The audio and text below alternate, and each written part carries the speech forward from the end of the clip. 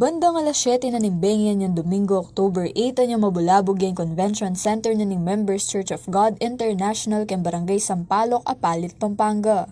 Pelakula niya kasi ning 56 anyos ay Fernando Capuz at tubong Valenzuela City, Franklin Kiambao na ning Larlin Village kang Apalit, Kabang mga diya.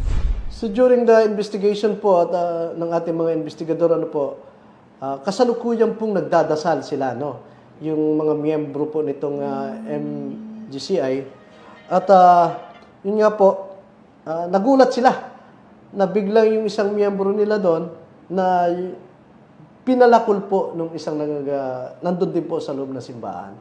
Apalub na kano yung palakol king kilub na ning compound uling lege ni Nicky Maragula sports bag. Ano po ito isolated talagang para lang po sa mga miyembro yung So may security guard din po doon.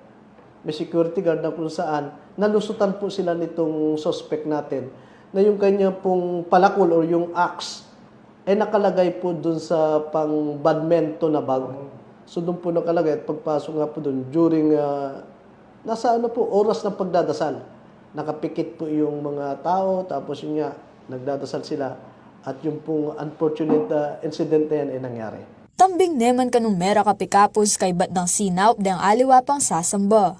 Midaluman niya ining kasong homicide at violation na ning Omnibus Election Code pauli na ning pamagdala ng pataram. Nahuli po kaagad ng mga miyembro. At yung mga miyembro rin po doon ng MCGI, yung ating member of Church of God, ay itinan over po dito yung suspect.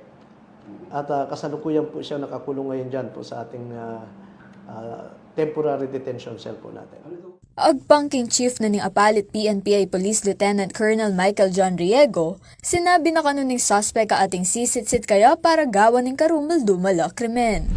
Yun nga ang pinagtataka namin at ang palaging sinasabi niya po na nagawa raw po niya yung ganong krimen dahil may parang bumubulong-bulong daw po sa kanya.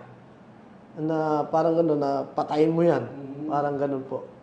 So, kinausap ko nga po yung isang mga sa management doon, yung isang lawyer nila doon, at nagkausap po kami. Samantala, ikware pa kanong pili yung biktima Kiambao ken Pampanga Premier Hospital dapat mi deklaraya ining dead on arrival. Yun po yung biktima po natin, siya, parang ulila na, walang kamag-anak na So, yung church po mismo, yung MCGI, sila po ang nag-custody nung bangkay po at sila na rin daw po magpapalibing doon. Kaya JM De Jesus, ako po yung kaya kayong talasuyo, Arlen Salonga, ating pusong makabalen.